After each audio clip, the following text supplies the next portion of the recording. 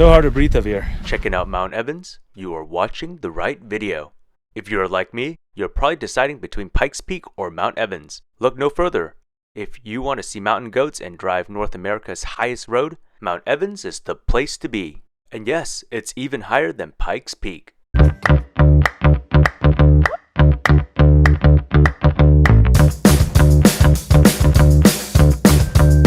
We're going to break this video in 3 parts, so skip to what you want to know.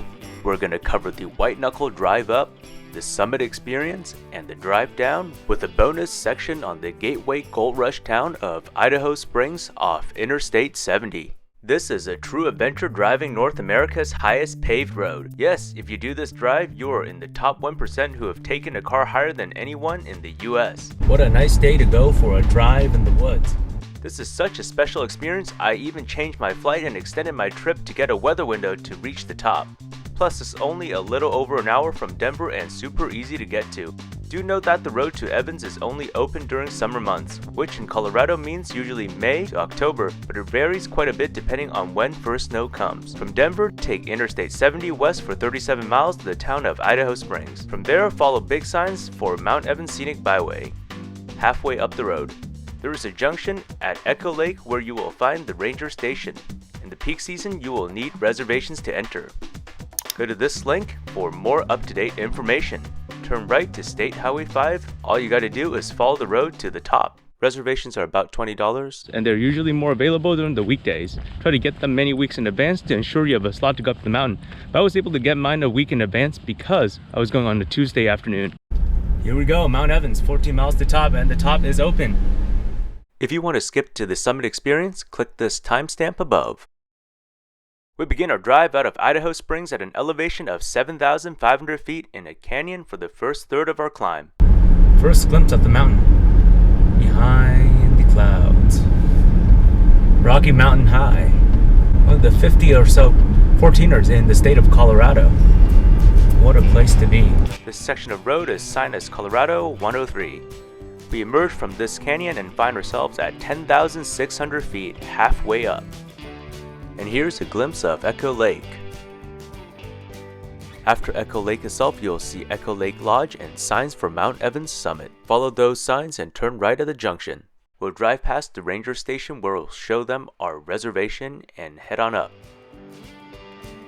At this point, we are higher than anything east of the Mississippi, 2,000 feet higher than Mount St. Helens, and almost 1,000 feet higher than Tioga Pass in California. But we still have 4,000 feet left to climb to get to the top. Now we start the real climb and begin to leave the tree line soon, following State Highway 5 for the rest of the way. Every 1,000 foot of elevation gain in the mountain is equivalent to driving 600 miles north. Crossing the tree line means you have entered the Colorado Rockies subalpine zone. Off to the right, you can see us crossing the tree line at 11,000 feet. No trees can grow up here. We enter Colorado's highest ecosystem, the mysterious alpine tundra. At this point, we are higher than Mount Hood, the highest point in the state of Oregon. Here's a scale side-by-side comparison. This environment is arguably the harshest that supports life in North America. Winter conditions last over 8 months and the soil never fully melts. We are deep in the land of permafrost. Long winters, high wind, and intense sunlight means only highly adapted species survive.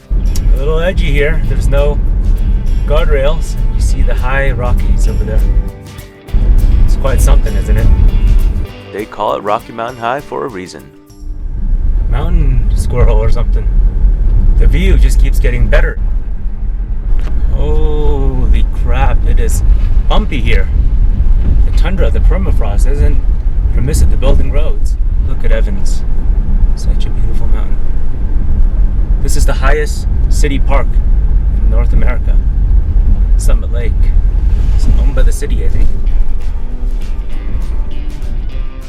We are almost 12,000 feet up Mount Evans. Summit Lake lies in an ancient glacial valley from our last ice age. Flanking Mount Evans, it is America's 13th highest lake, sitting in a permafrost bowl, home to the southernmost Arctic tundra. Although we're in Colorado's temperate latitude, this high elevation makes us feel like we're driving through the middle of Norway. Look at that valley on our left. You can really see all of Colorado from up here. Mount Evans Scenic Byway gets really windy in the last 1,000 foot of climb. The road has no guardrails and becomes a lane and a half wide as it ascends the summit ridge. Close to the top, we get rewarded with another treat. We see Mount Bierstadt appear, another popular Colorado 14er. And look, our first mountain goat.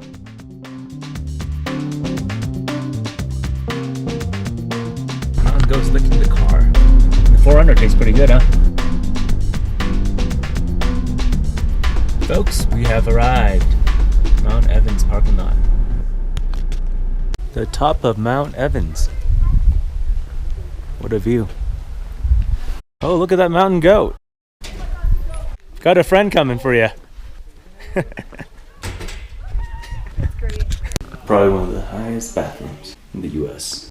Snow in the summertime. Let's go check out the old visitor center next to America's highest observatory, the third highest in the world. The original visitor center burned down in 1979 and they haven't rebuilt one since. Unlike Pikes Peak's touristy summit, you get a pure mountain experience on Evans. Alright, let's do the summit push. A few hundred feet to go and then we're up at the top. Really gotta take it slow up here. Hard to breathe at this altitude. 12,000 to 14,000 is no joke. The summit itself is about 200 feet higher than the parking lot. There's a well-maintained trail with a few switchbacks taking you to the top. So this is the trailhead. We're going to the top of Mount Evans. And the sun is coming out. I filmed this climb in June, but it's perpetually cold. Summer has a different meaning at altitude. I highly recommend layers because alpine weather is unpredictable. Whew. Okay, I've never been this out of breath before. I'm less lightheaded. Acclimation is key, especially when you go over 10,000 feet. Mount Evans is no joke, even though you drive most of the way. Picking up your feet and walking over rocks actually feel tiring. What would be easy at sea level is actually exhausting at altitude. Air pressure here is 40% less than at sea level. You still feel lightheaded from the altitude after being in Denver for weeks. Remember, Denver is the mile-high city, but Mount Evans is almost 3 miles high. Well, I can see that somebody wants a granola bar. Alright, folks. Right here. Top of Evans. You got a GoPro as well? Yeah, I figured I'd bring some friends up here. At the top of the world. Yep, started. It's a good feeling. Alright, welcome to the top of Mount Evans, 14,200 feet. We're in Colorado. We're at the summit right now. A pretty quiet day. Pretty cloudy. You can't see all the way down to New Mexico, but what a view here still. What an experience to get up to a 14er on the road and being able to hike the last 100 or so feet. But our first 14er here in Colorado, Mount Evans, 14,200 something feet, depending on which rock you count. So yeah, with that being said, enjoy.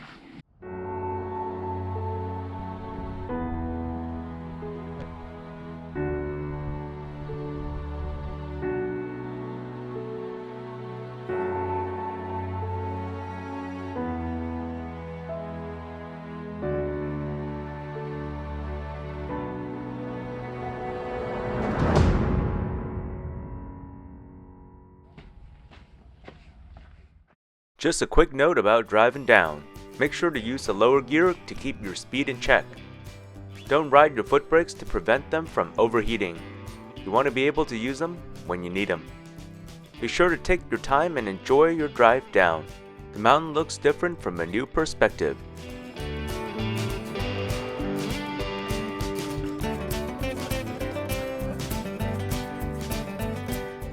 Watch out for mountain goats and be sure to let faster drivers pass when it is safe.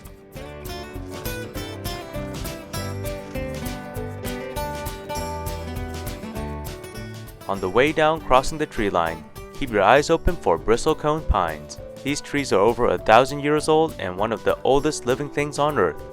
Our next stop, nestled high in the Colorado Rockies at the base of Evans. Arriving in Idaho Springs, old mining town, home of the Argo mine.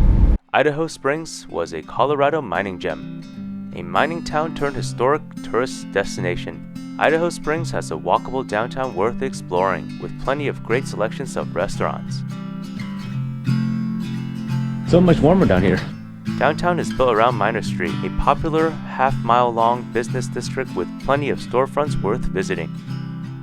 When you're here, it's easy to forget about modern life and imagine what it was like back in the frontier days.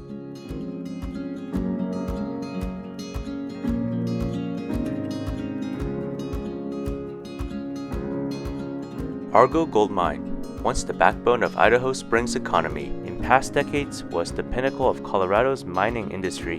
The mine recovered over $1 trillion worth of gold in its career in today's dollars. No small feat. Today, Argo Mine is an immersive museum with tours to its main tunnel, the famous Red Mill, and opportunities for visitors to pan for gold. Idaho Springs is the perfect way to recap an adventurous day in the Rockies. That was a blast, and it seems like the day just flew by.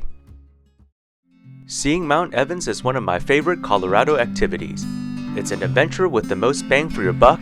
Bagging a 14er is probably the most Colorado thing you can do. It's something you won't forget. And you can't beat a close encounter with a beautiful mountain goat. I hope you enjoyed this video about Mount Evans and found it useful for your trip planning. If you like this video, please like and subscribe for more content like this.